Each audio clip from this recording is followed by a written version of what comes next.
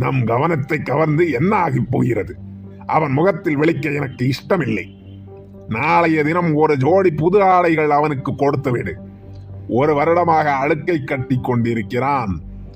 அப்படியல்ல ஐயா, அரசருடைய பிறந்த நாளன்று புது ஆடைகள் கொடுத்தோமே.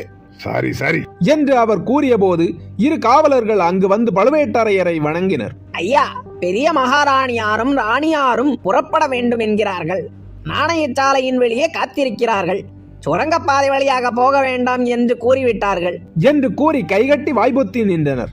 அப்போதுதான் பழுவேட்டரையருக்கு நினைவுக்கு வந்தது.